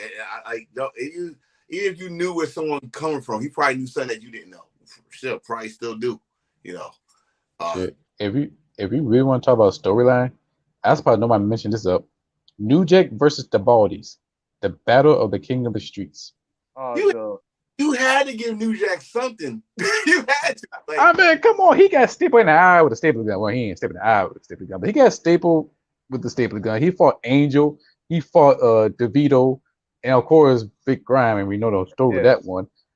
And this how you know I'm a huge Easter fan. I know these 3 names from the Baldies, and also can't forget about Vito. Yeah, don't forget about Vito. Yeah, Big Vito. Yeah, all y'all people knew him as the man that wore a dress. And he was in WCW. Vito was Mama Luke. Bad motherfucking ECW. Yeah. But was he also Skull Von Crush at one point in time? Yes, he was. And then they in the form of the Baldies and Angel, Tony, and Big Grimes. They all form up the stable called the Baldies. You gotta be bald headed. And that's where you start feuding with New Jack. Great feud. They fought each other over the pay-per-views until New Jack come out top. Great promos for New Jack. He cut promo in the subway, and then underrated guy in the promos. I know everybody think of him and all that stuff, but like you about to mention one I liked. He was actually in the New York subway. Yes, the PAF. And everybody know what I'm talking about. The PAF station is like guaranteed New Jersey, New York connection, and he did it off of 23rd Street.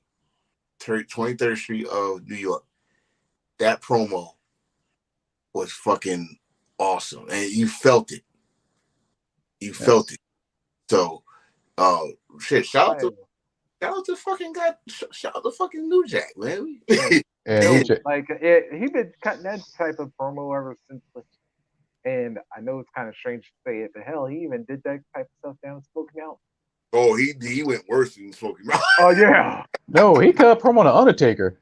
All them guys in the graveyard. He supposed to fight New Jack. No, he supposed to fight Undertaker, which I don't know if that match even happened or not. But yes, they did. Hold it. I want to see the footage. It's on you. Find it.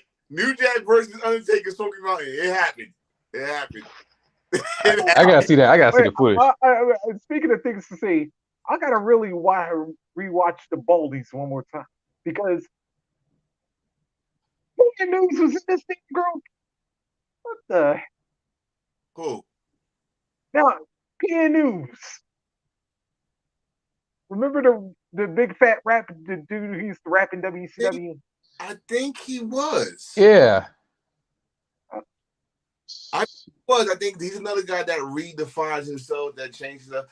You know what? That's a good segue. But we're gonna stay on the Baldies versus Dujack because a lot of people that changed their whole. And Rodney Mack. No. I'm going this way. Samu and Rosie. Oh yeah, that's right. Good news, the Hit Squad of the ECW. The Gangsters. I remember that. He was a head shrinker. He went from head shrinker to gangster. How the fuck that happened? Oh shit! Gangster same way like they was trying to do Fatu from that gimmick, but yeah. Oh, we're not talking about yeah. No. And also, shit, we mentioned about this. We're gonna bring this back up again. Uh-oh. Explain to me why ECW never had a women's championship. Because we see some women pop up. We see women wrestle a little bit. Well, against men, but they could have had some opportunity. I'll get into that real quick, real fast. With the exception of Jazz, and we didn't know leader, or should I say Miss Congeniality at the time with the wrestler. Other than that, all you would have had was Joey Styles screaming catfight. Yeah. Because realistically, let's look at all the women that were in ECW. Mm-hmm. Kimono Analea, Francine, Beulah, sexy, Missy Hyatt. Sexy. Yes, believe it or not, folks, she actually was there. Sexy. Yeah, her too. Don't forget Dawn Marie, aka Tim Limit. Sexy. Don't forget on what's the name? Electra, yeah. Sexy. Yeah, everyone I just say it was sexy. Not just that. All of them did a certain video. They could have been champion, damn it. Go ahead. All of them. That's we definitely know Missy did, but not like Paige and not on the title or anything, but yeah, type of fucking video. Yeah, like I said, we definitely know Missy did. Oh yes, Missy and Terry. I mean Tammy or Sonny, whatever. Yes, but also, like I said, they was not meant to wrestle. I mean, Nicole Bass was there for a little bit, but she was there for the attraction. She was attraction in WWE. But Jazz was there because Jazz wanted to wrestle. Yep. Jazz was there, and Jazz knew there was a women's title somewhere else. So she, like I just said earlier, she would probably green, learn stuff shit ECW. By the time she ended the E, she was fucking full force. Like, she was already athletic because she's a former basketball player from North Carolina. Yeah. She already had to learn the ropes. And ECW gave her that chance. Yeah. Jason always got his ass whooped by her. You was not going to see no women's champion in ECW because, again, we in Philadelphia. And you see, again, remember, a 13, 14-year-old me watching Kamaleo striptease. That's in Philadelphia. You can have a best of both worlds. That was best of both worlds. They could be way ahead of the game, way before the Attitude Era. Watch this. There was a porn star there. I remember that. Yes. And Jasmine Sinclair. Can you imagine an ECW women champion is a porn star? That would be, or the other way around. So either way, you'd be right. Wait, WWE did it. True. Who? Sable? Candice Michelle. No, that's shit. That's I know it's softcore and it's on Cinemax. Well, if I see titties and public hairs, that's porn. That's soft. That's cruiserweight. I'm telling you, that's X Division shit. But she was the women's champion, and she did good when she was champion. She's breath is fucked up, but but in ECW, if you have a porn star as an ECW women champion, can you imagine the business would be booming? Everybody know who ECW is. People watch porn know who they are. Did. Yeah, that doesn't count. But anyway, all them hardcore pornos becoming ECW women champion. Listen, back then, XPW did it first. Did the right way. What's that chick? Lizzie Borden or whatever her name is. Lizzie Borden. Okay. XP. This is ECW for you right here. Like we can talk about this. ECW brought out everybody. They even brought out. They had some people on some like stars and stuff from other ventures and stuff. They had football players. They had MMA guys. They also the big gold heroes. It's true. It's true. Yes, he almost signed, but until that damn crucifixion. God damn, even and the fake apology you did and shit. Yes, that was a fake apology. That was so he didn't look at nobody. He just said, "I'm sorry." You know what else? You know what else wound up starting? Since you're talking about things that started in ECW, the "You Got Robbed" chant.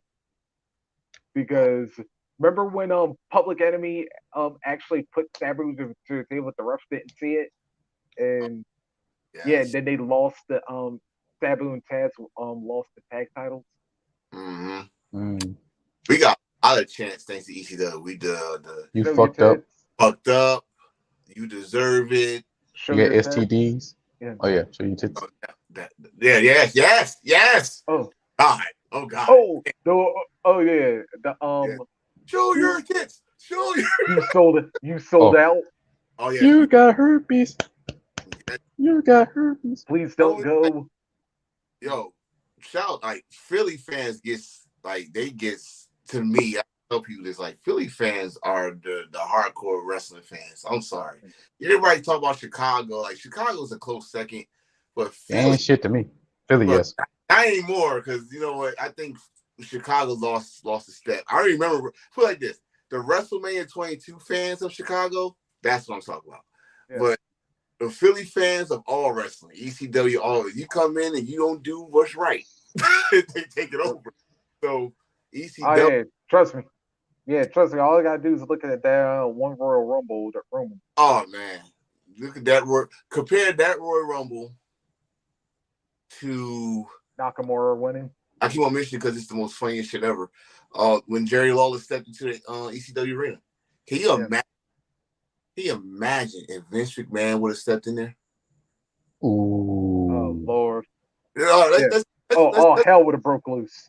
I know we was gonna talk about this probably a later episode, but let's do a what if section if you don't mind. A what if section, ECW edition. And I just put out one. What if Vince McMahon showed up at ECW with his WWF blazer on and shit? Oh, it would be beer bottle be thrown at him, water bottle. And I will say this: they ain't got no internet, but people will be talking. You raped somebody, bro. They will bring up the rape shit. Oh yeah, dude. Oh yeah, they will have very knowledgeable wrestling fans. ECW fans was. They would have brought up them the steroid trial too. Oh yes, with the steroids, fake neck brace on and shit. Like you forgot something. I know what they. Oh well, I can't say it didn't happen because it is footage. Bret Hart did wrestle in Terry Funk. Yes, he did. That's true. Yes. But all right. So since I said that, what if Stone Cold, not Stunning Steve, Stone Cold would have made a return to ECW? Oh, hell. It would change. It'd be a game changer. Because if you're talking about what year, if you would come back in '97 before he fought Owen Hart, ECW would be a whole different ballgame. There will be no Attitude Era. I definitely will say that. I think I'll give you one better. If you went in '99 before the car, before the car accident, before you got ran. Well, you know what? I feel like hell, if ECW, what if ECW was still around when Stone Cold walked out on the company? ECW was talked about company, and you know there was no WCW. Yep. Oh shit! If you would know it, fuck it.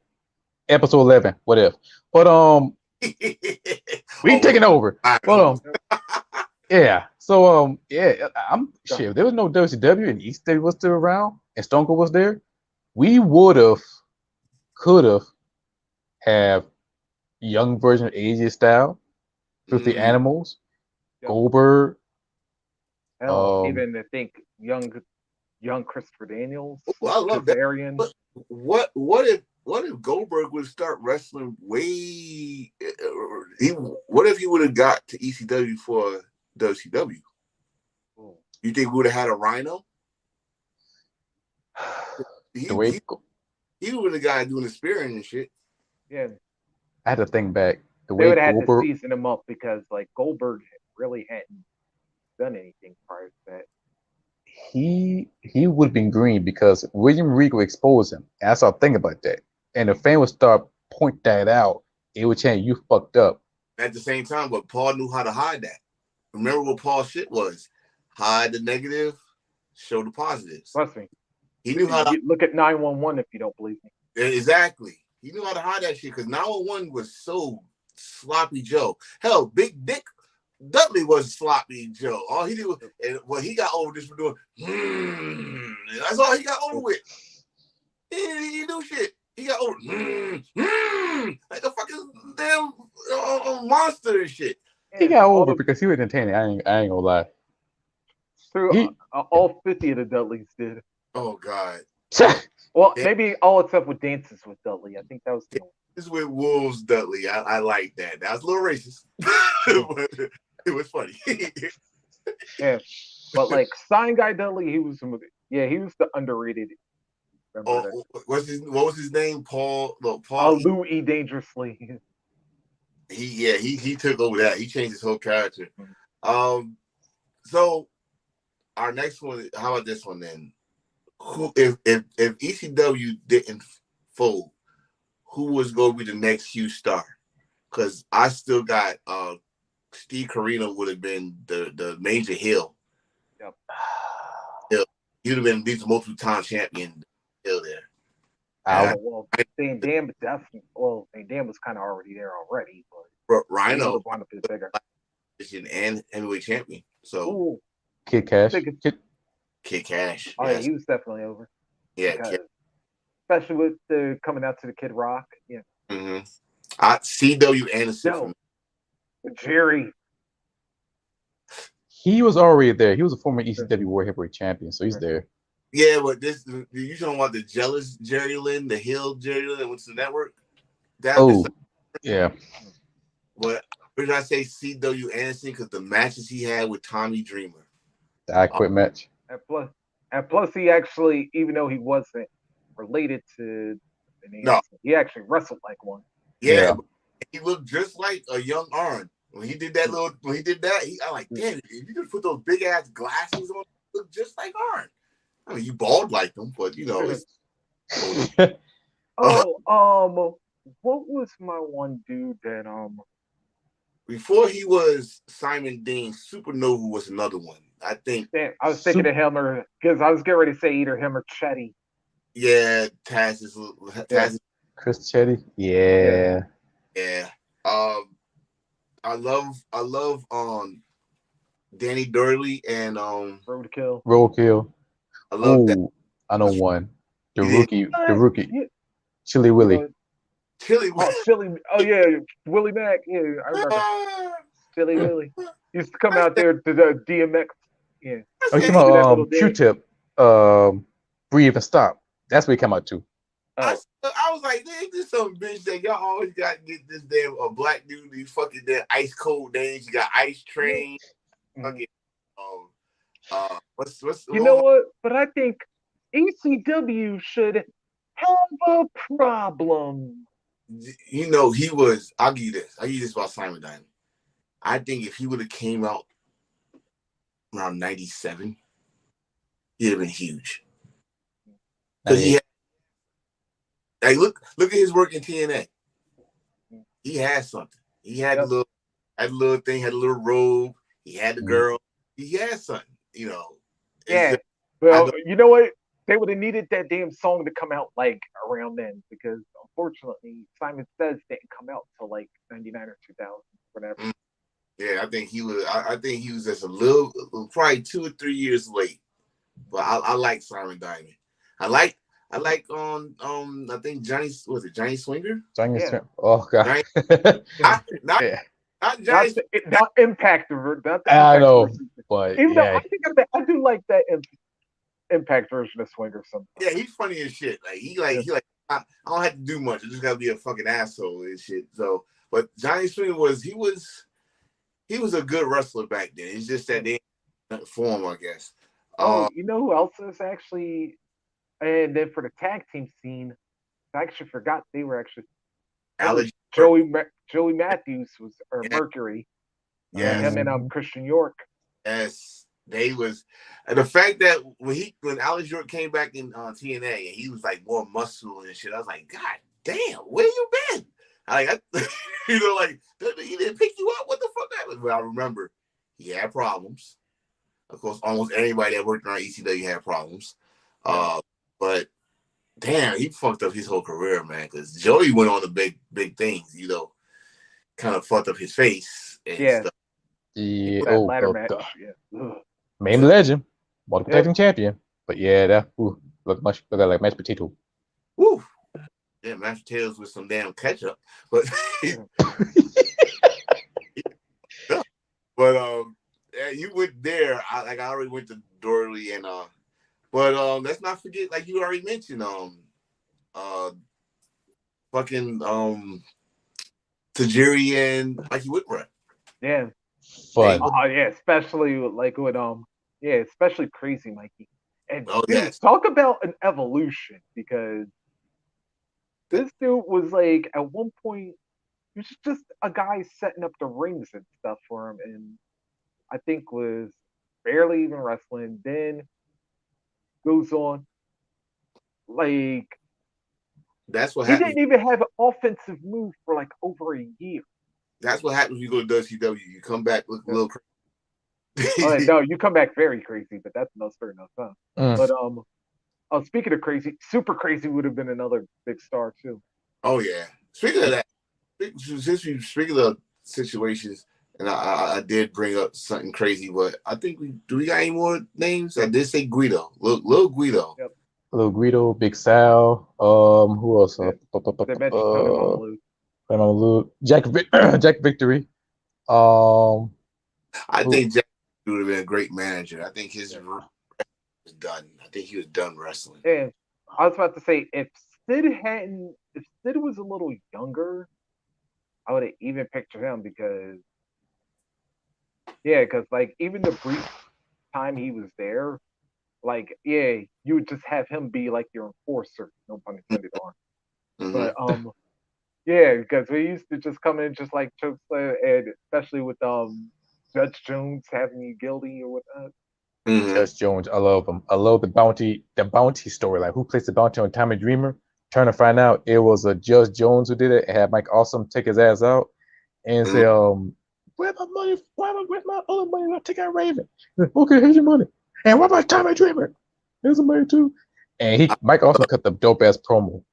I love Judge. I love Judge because he was a crooked referee, and then the referees beat him up and stuff. But since I kind of went there a little bit earlier, I said I might as well do it. Those that left ECW and came back a little bit different. We already mentioned Mikey Whipwreck, but the big one was Sandman. Hawk. Because they with the hack. Yeah. Okay, let's talk about that shit. I got something to say about that. Harry, go ahead, bro. Well, all the ECW wrestlers went to WCW, not WWF. I would say some had some success, some didn't.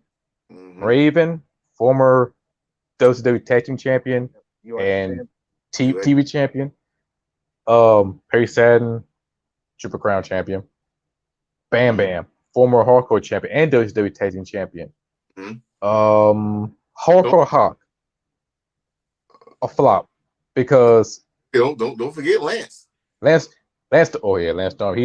That's a success. The US, the Canadian Heavyweight Champion, the Saskatchewan Hardcore International Champion.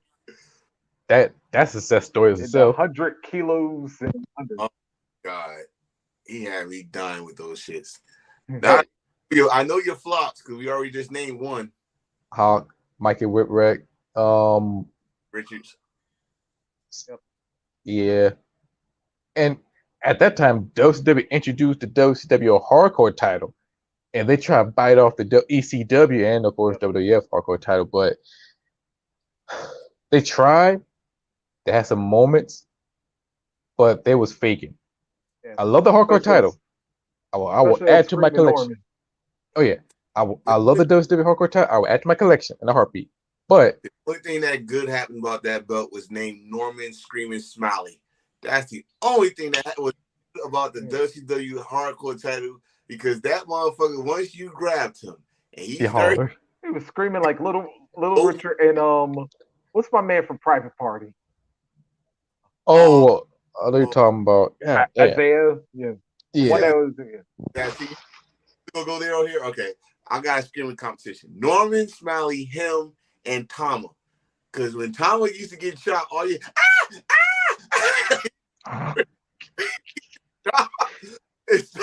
so I would love to like have your battle, but like that's the only thing that was good to Hardcore title, because they made it for a person like Hack, Bam Bam Bigelow, those that came from ECW.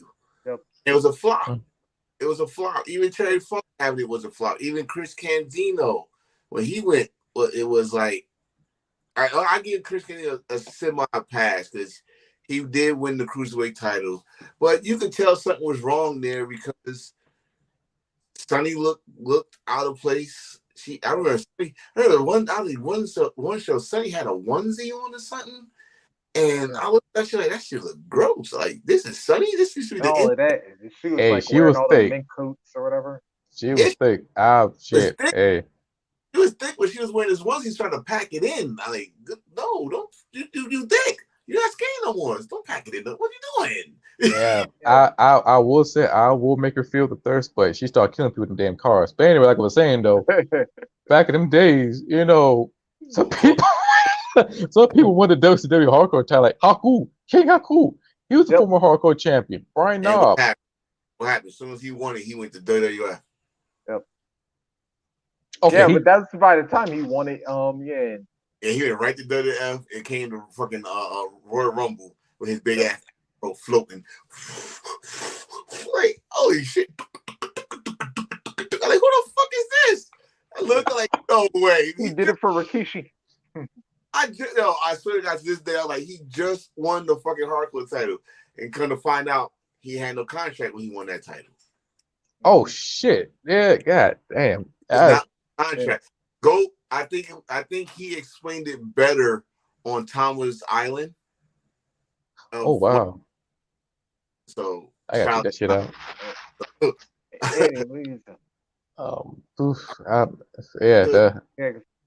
I gotta get that title. You got a show in a little bit, don't you? Yeah. I guess we can end it early, you know, because I gotta go watch N1 Victory. Oh, yes. And I'm gonna get some pizza. But for for next week, I don't know if we should do a bye week or we must well keep on going. Next week, not Sunday, because there's a whole pack of wrestling. But next week, episode 11, we're gonna do what if, god damn it. Because we got a lot of scenarios. I'm gonna whip up some shit. Of course, you know what else we could do since it's opening day on, and I know we've had this as a previous topic, but we kind of like backed off of it. But since it's like opening day for football week or opening week for football, we could do best wrestlers came from the gridiron. Ooh. It's some good ones and then there's some bad ones. Yeah. I already got like 5 of them in my head right now. If you're gonna do it, just let me know. I won't say it. Yeah. Who the top 5 wrestlers? No, if we're gonna talk about it, I got 5 overall, the good, the bad, and the ugly. Yeah. Oh god, I know the ugly already. Yeah. Wait, what's the topic again? Yeah. The people that came from football background. Oh shit, yeah. Okay, we should do that. You know what? That's a good idea. Best top wrestlers from Griddyard. Question: are we doing that Sunday or are we doing that Saturday? Next week. Saturday. We're gonna find out. Depends on the schedule. Okay. Because if the football game is good on Sunday, we're gonna do it on Saturday. But if nothing pop up on Saturday, Sunday. I say, wait. Are we going by the Panthers schedule? I think y'all game is at 1:00. Yeah, ours is at Wait, let me see who do play week. Shit, if we tell them, No, that's what I'm trying to say. Like, I know the 4 o'clock games are going like this. Giants and the Titans, Chiefs and the Cardinals, Raiders and the Chargers, and Packers and the Vikings. What a way to start week 1. We got fucking deal with Derrick Henry. Okay, Saturday is then. Sorry for you. Saturday, because I'm gonna not be in my. We got deal with Derrick Henry ass all damn day. Yeah. Okay, next Saturday, regular time 6. Okay. We're gonna do best overall wrestler came from Graveyard as episode 11, and then episode 12, What If. So we got back-to-back bangers, and on episode 11, we're gonna talk about All Out, or our thoughts about All Out, and NXT, and all the good stuff between that time with wrestling, or the Yeah. And we will hype it. And just on a personal, I'll probably be doing a personal tomorrow, like before Worlds Collide starts up. So we'll have like a double hype video. So. Okay, no problem. Just tag me in it. All right, All right, brother. It was a great show. I'm your boy Heel, the Solar City franchise. That boy Enforcer, and of course Rockin' Reese. For everybody, you're truly our ECW champion myself. Everybody should embrace the thirst. We finally got him to say it. Yes. No, fuck it. We're gonna make a T-shirt. We're gonna have a goddamn T-shirt. I'm gonna make that. Feel it, damn it. Yes, we have an X-Beta version and a PG version. But yes, thank you for everybody watching the show. Hope you share, like, comment, same thing on YouTube. Click on the like button, subscribe, all the good knickknacks. Support us, support Embrace Thirst. Until then, have a good night. And hashtag Heels for Life, everybody. All the WCC shows. Peace. Yes. Peace. Peace.